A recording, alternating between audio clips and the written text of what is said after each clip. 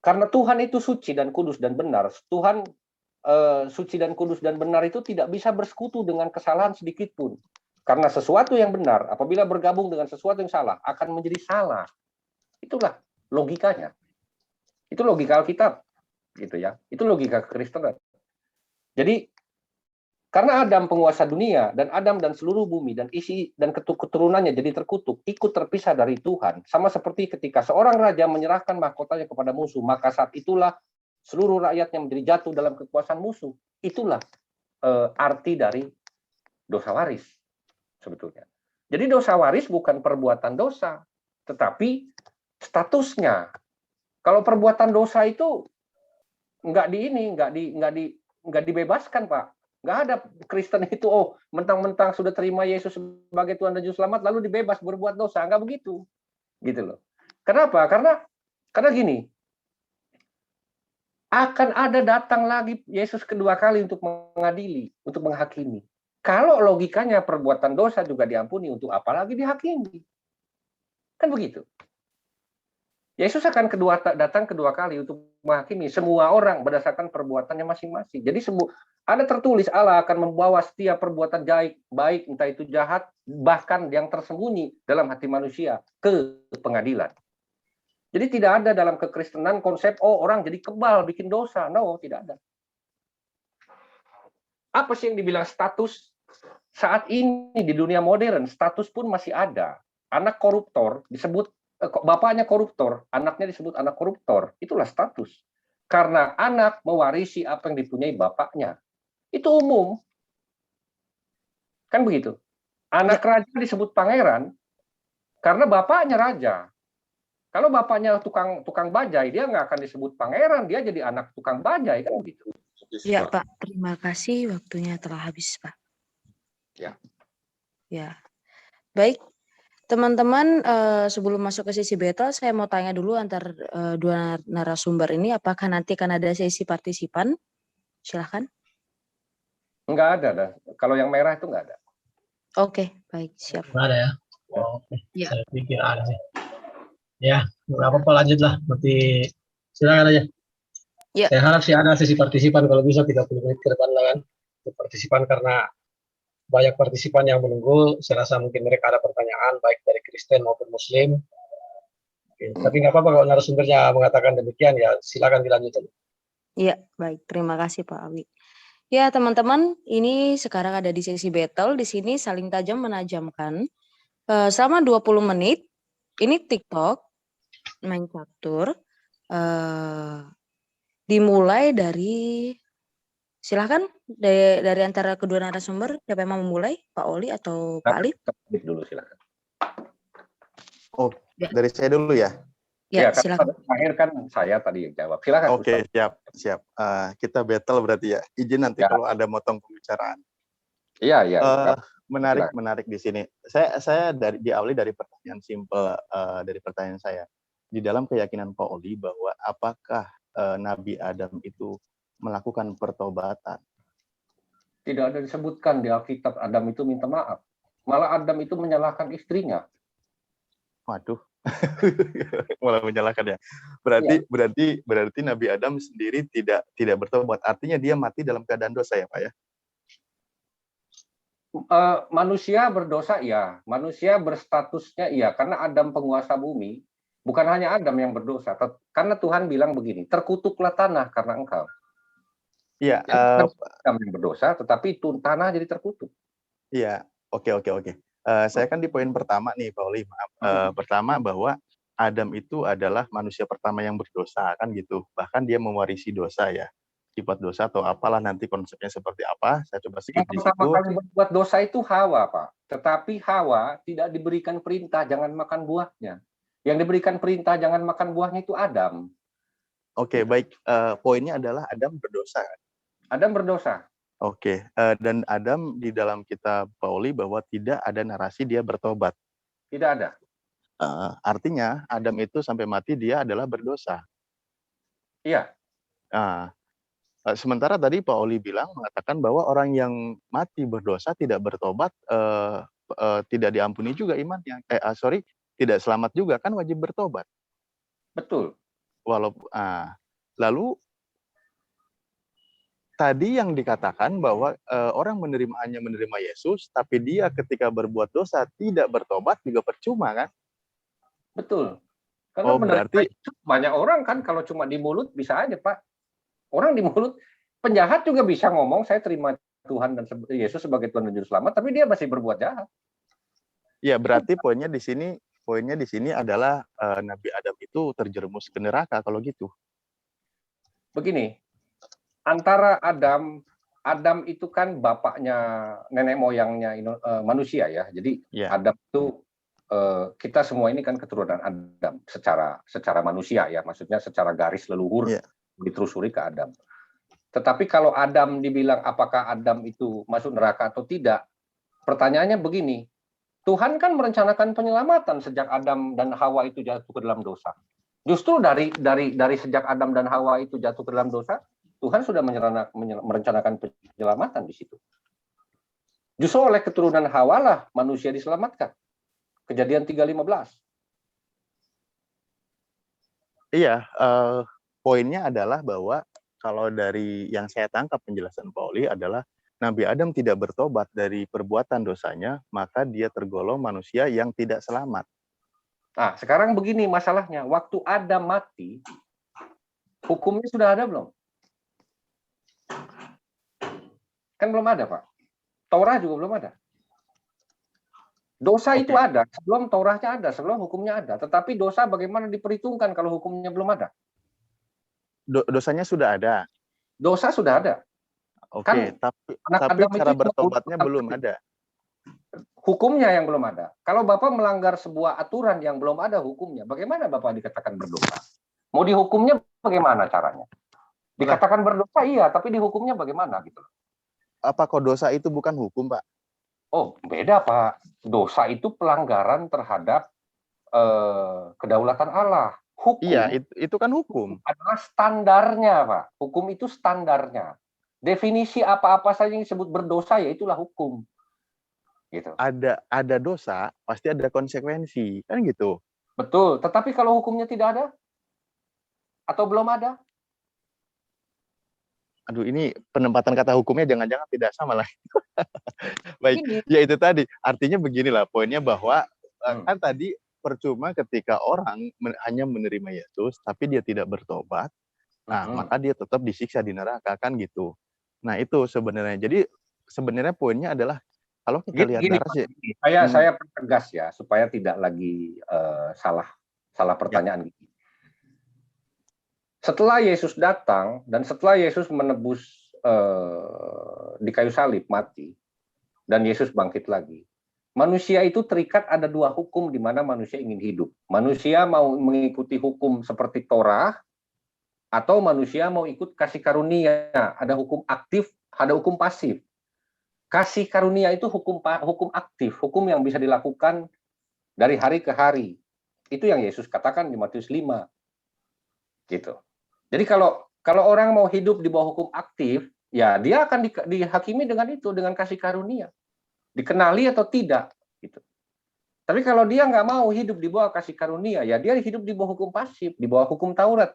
Tinggal dihitung aja ada yang melanggar nggak. Kalau dia ada melanggar ya selesai. Oh, jadi ada dua pilihan ya ketika Yesus sudah datang, mau berada di hukum aktif atau hukum pasif gitu? Betul, barang siapa tidak mau ikut kasih karunia, ya dia hidup dalam hukum pasif, kan begitu. Seperti misalnya Bapak di hukum syariah itu hukum pasif, kan? Hukum yang bereaksi ketika terjadi pelanggaran. Kalau sekarang Bapak tidak melanggar, apa yang bereaksi? Hukumnya kan nggak ada. Nah, sekarang tadi poinnya adalah ketika dia berada di hukum aktif, hukum kasih karunia ya, kasih karunia, maka ketika dia melakukan perbuatan dosa seperti berzina, itu dia hidup di hukum pasif, kan gitu. Oh, dikenakan hukum pasif gitu. Kalau orang hidup dalam kasih karunia, dia tidak akan berzina, Pak. Kenapa? Karena hukum kasihilah Tuhan dan kasihlah sesamamu manusia seperti engkau mengasihi dirimu sendiri. Orang yang mengasihi manusia, mengasihi istrinya, bagaimana mungkin dia mau berzina? Bagaimana mungkin dia mau mencuri? Bagaimana mungkin dia mau membunuh? Bagaimana mungkin dia mau mau mengucapkan saksi dusta, mau mengingini istri orang? Bagaimana mungkin itu dilakukan? Dia mengasihi sesama manusia kok. Bahkan Iya, dia maka berkorban gitu loh. iya, makanya kan tadi poin pertanyaan saya ketika dia berbuat seperti itu konsekuensinya apa? Kalau dia berbuat seperti itu artinya dia tidak lagi terikat di hukum kasih. Berarti dia memang hidup di bawah hukum pasif, hukum Taurat. Karena dia berzina, ya berarti dia akan diukur dengan itu. Gitu Oh, loh. berarti hukum Taurat itu masih berlaku ya? Oh, siapa bilang tidak berlaku? Berzina masih dosa sekarang kan? Oh, Masih iya, dosa. berarti kan hukum Taurat itu kan ketika berzina maka dia hukumannya apa? Dirajam. Oh, dirajam itu dari orang-orang untuk orang Israel, Pak. Kalau untuk orang Indonesia nggak ada dirajam, Pak. Kalau ada orang kedapatan berzina, Bapak rajam dia, Iya, Bapak datang ke polisi. enggak, itu Orang kan hukum Indonesia kalau Taurat. berzina, Pak, orang Indonesia kalau berzina, diaduin sama istri atau suaminya, ya masuk penjara dia, Pak. Gitu loh. Iya, kan ini kan kita jangan konteksnya ke hukum negara dulu, Pak. Ini konsep dalam hukum keagamaan gitu. Karena di Artinya, negara ada Pak, pasal perzinahan. Itu nggak bisa dihilang. Nah, oke, pasal sekarang perzinahan ini dari agama diambilnya. sekarang kita simpan membahas dari hukum negara.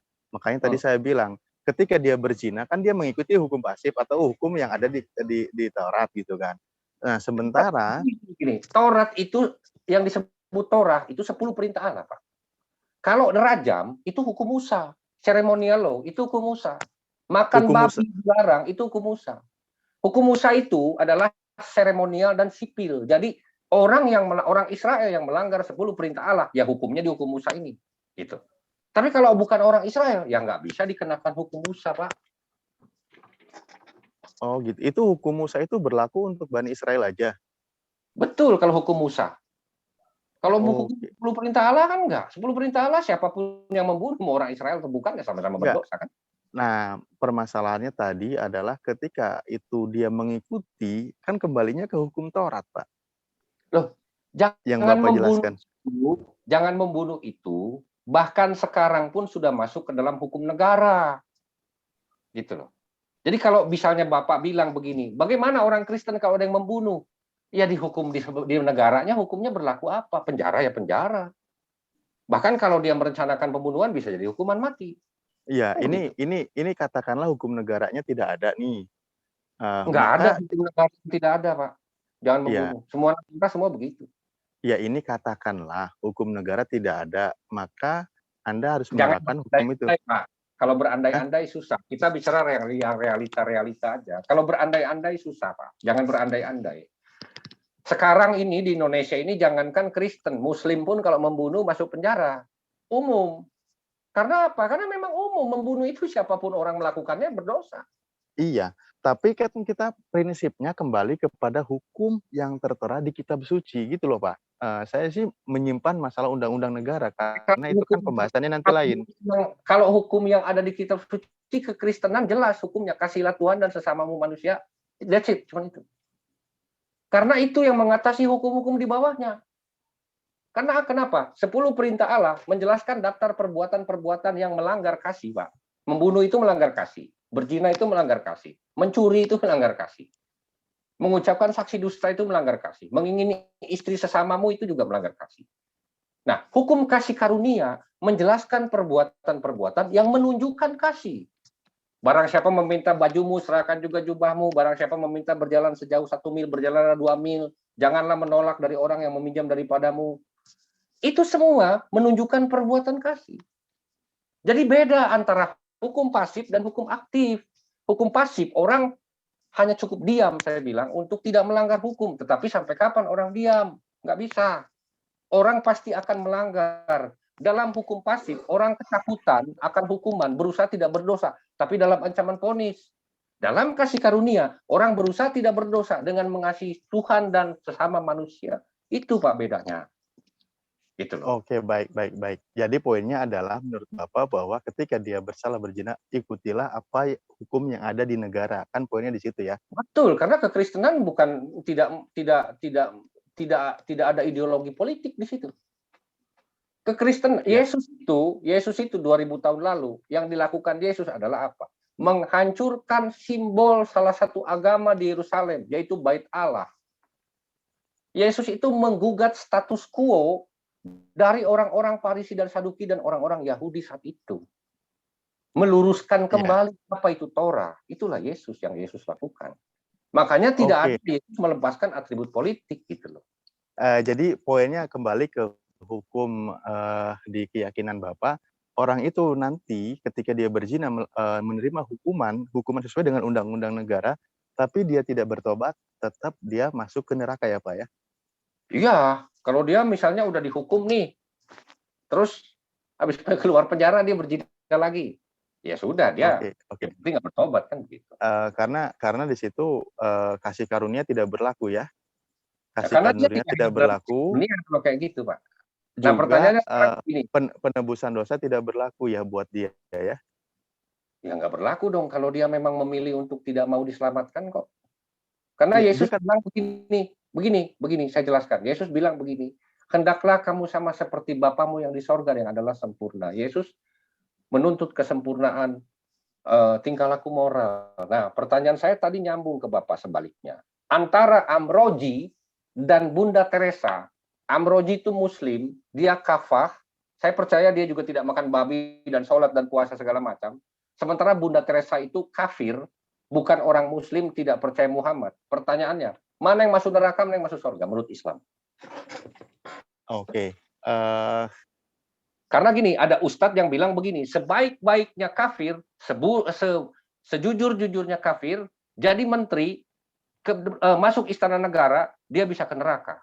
Tapi seburuk-buruknya muslim, sejelek-jeleknya muslim, korupsi, berzina, dia masih punya jatah di sorga. Bapak mau membenarkan ucapan salah satu ustadz di YouTube itu? Oke, Bagaimana? baik. Saya coba benarkan, tapi Bapak dengar penjelasannya dulu. Silakan. Oke, baik, terima kasih. Dengarkan, Ya, silakan. ini sebenarnya poinnya sama seperti tadi ya. Ketika itu baik kan dalam pandangan manusia di dunia dalam berinteraksi, bermuamalah dan lain sebagainya. Hanya saja dia punya dosa rohani, saya kalau pinjam istilah bahasa kan. Karena apa? Dia tidak menerima menerima kebenaran tentang ketuhanan. Yang subjektif dong kalau kayak gitu. Enggak, gini Pak, ini kan masalahnya tadi sebaik-baiknya orang kafir, kan tadi kan gitu poinnya. Betul. Ya oke lah. Atas dasar apa Bapak bisa, atas dasar apa misalnya Islam bisa memasukkan orang yang baik dan tidak pernah berbuat jahat secara manusia ke neraka karena dia tidak percaya Muhammad dan Allah Subhanahu wa taala. Sementara orang yang percaya Muhammad dan Allah Subhanahu wa taala tapi dia ngebom di Bali misalnya, tapi dia bisa masuk surga. Pertanyaannya masuk akalnya di mana? Oke, Apakah baik. mencintai Ya, orang buat jahat hanya karena saya kan jelaskan dulu, Pak Oli. Saya jelaskan dulu ya. Silakan. Ini kan poinnya bisa masuk surga, kan gitu. Poinnya bisa masuk surga. Nah, perbuatan contoh yang melakukan pengeboman dan lain sebagainya, apakah dia tidak dosa? Sangat dosa besar. Apalagi membunuh orang yang tidak berbuat salah. Nah, tapi disinilah. Amroji nggak ngaku salah dia. Dia bangga malah waktu dieksekusi juga.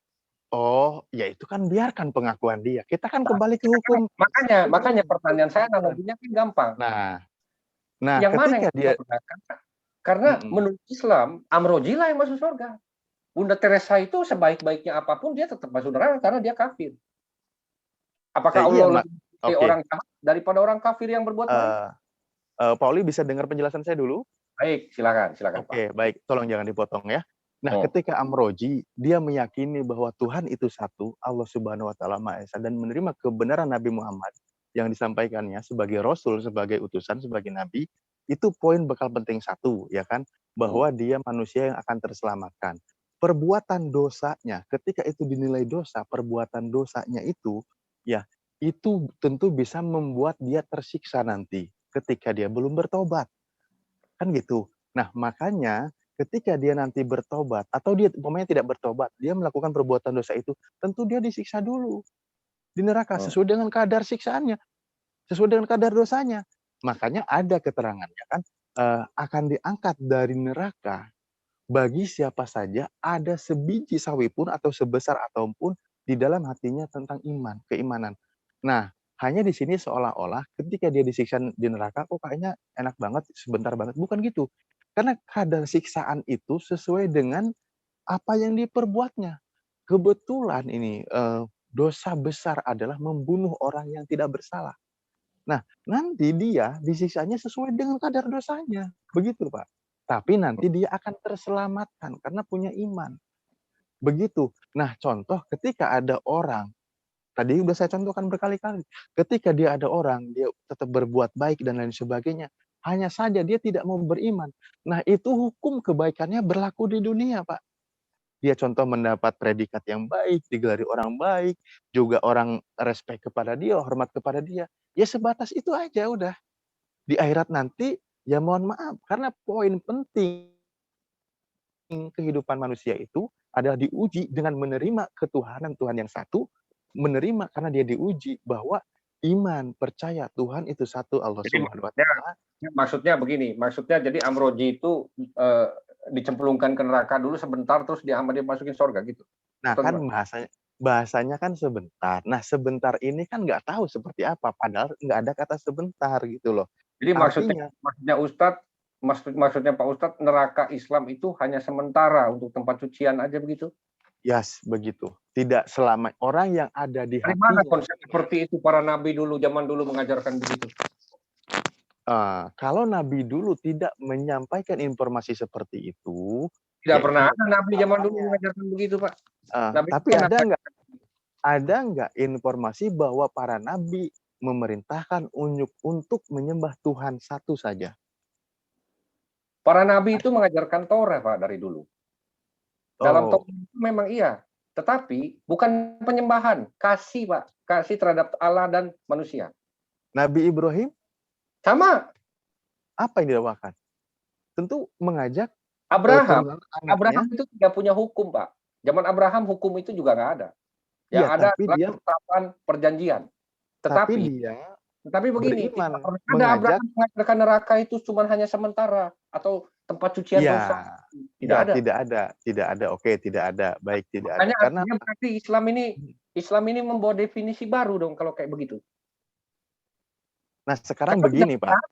konsep di para nabi, bahkan di Torah, bahkan di Musa. Sementara Islam mengaku meneruskan risalah nabi-nabi terdahulu.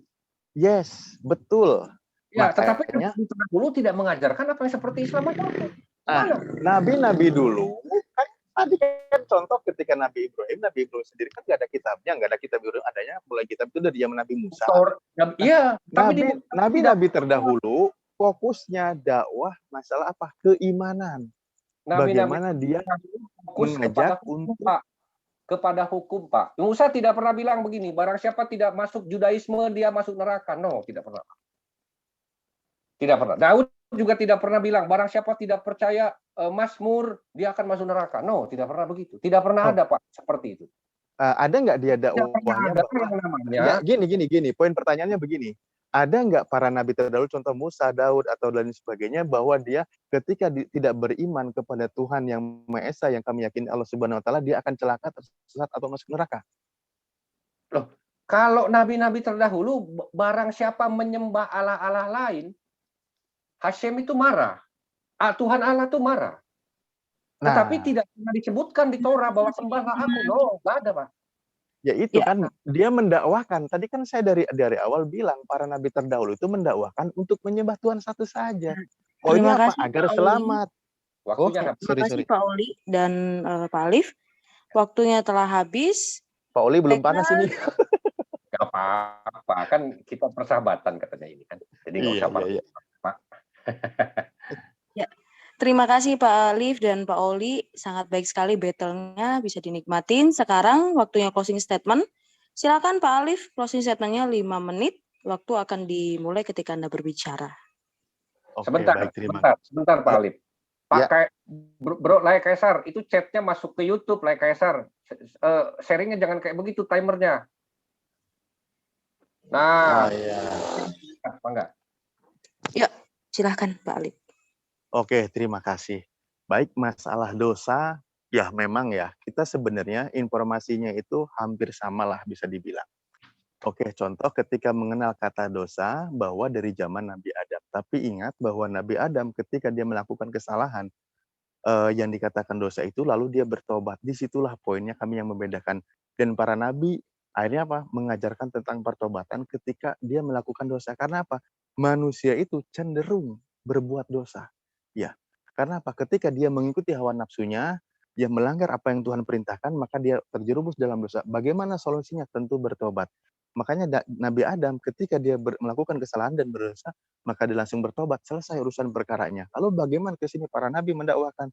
Juga sama saja. Ketika manusia itu bersalah, pasti diperintahkan untuk bertobat. Perintahkan untuk bertobat karena itu untuk menyelesaikan urusannya di dunia agar apa? Nanti dia selamat. Nah, konteks masalah Al-Quran ini adalah informasinya banyak sekali menginformasikan tentang kehidupan di akhirat nanti. Ya, lebih banyak daripada kitab-kitab sebelumnya. Makanya di Al-Quran banyak ayat mengatakan beriman kepada Allah dan kepada hari akhir. Kenapa? Di sini banyak yang menarasikan yang tidak banyak dinarasikan kitab-kitab sebelumnya. Kenapa dikatakan demikian? Karena ini kitab di akhir zaman. Informasi sampai ke sana itu sudah sampai gitu loh. Bagaimana manusia itu mati, bagaimana itu berdosa, bagaimana dia bertobat dan lain sebagainya. Informasinya detail, makanya manusia itu dibangkitkan, penghakiman, mizan dan lain sebagainya itu lebih detail. Ya nabi-nabi sebelumnya tidak ada, apalagi ajaran waktu itu banyak dikatakan bahwa di Al-Quran cukup informasinya. Para nabi mendakwakan ya dari nabi-nabi sebelumnya tentang masalah menyembah hanya satu Tuhan saja. Ketika dia bersalah diperintahkan bertobat. Bagaimana ketika di Taurat Nabi Musa? Yaitu adalah apa yang aturan itu tentu juga wahyu dari Allah Subhanahu wa taala. Bahwa ketika dia bersalah, aturannya ketat pada zaman Nabi Musa dan diiringi kedatangan Nabi Isa. Ketika kedatangan Nabi Isa juga banyak mengikuti hukum Taurat itu sendiri. Dan Al-Qur'an datang undang-undang terakhir dari Tuhan sampai akhir zaman berlakunya yang dibawa oleh Nabi Muhammad juga masih banyak kemiripan hukum yang seperti di zaman Nabi Musa. Hanya ada masa kelonggaran kan gitu, disesuaikan dengan apa kebutuhan umatnya ya. Seperti itulah aturan dari Tuhan dan ini aturan dari Tuhan wajib ditegakkan memang di muka bumi ini. Nah, karena dalam dunia kompleks tadi makanya ada undang-undang, peraturan. Saya tidak akan membahas undang-undang negara dan lain sebagainya karena beda topik, kecuali tema kita adalah undang-undang negara, itu udah lain lagi. Pada prinsipnya setiap manusia berdosa wajib bertobat untuk memohon ampun. Loh, dicontohkan oleh nabi kami, nabi yang dikatakan maksum, terpelihara dari berbuat dosa, terpelihara dari bermaksiat kepada Allah, dia sudah mencontohkan bagaimana beliau setiap hari bertobat sampai 100 kali memohon ampunan. Makanya kami umatnya diperintahkan, itulah satu-satunya cara agar kita diampuni dosa. Ya, makanya mohon maaf, kami sangat berbeda dengan pihak kekristenan.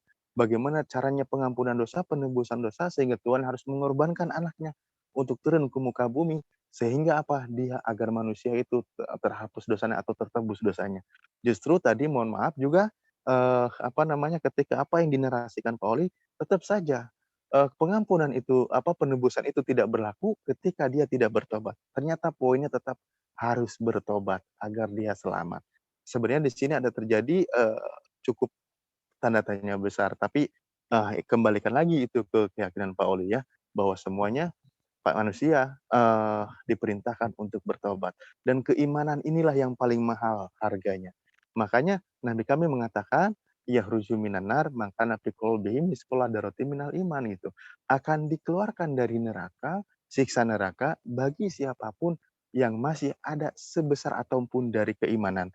Inilah fungsi paling mahalnya iman.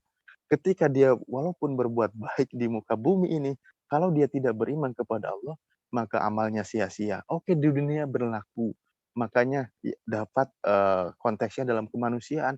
Dia dihormati oleh manusia, mendapat gelar kebaikan, atau juga ada hukum hukum, apa, bahasanya itu yang kami ketahui adalah sunatullah berlaku.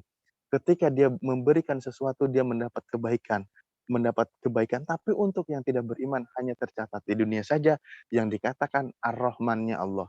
Makanya di Islam di kata bismillahi dengan atas nama Allah atau menyebut nama Allah Ar-Rahman yang Maha Pengasih untuk seluruh makhluknya di muka bumi ini tanpa pilih kasih. Ketika dia berbuat baik, dia mendapatkan kebaikan. Ar-Rahim yang hanya merasakan kasih sayangnya nanti di akhirat yaitu untuk orang yang beriman saja. Terima kasih.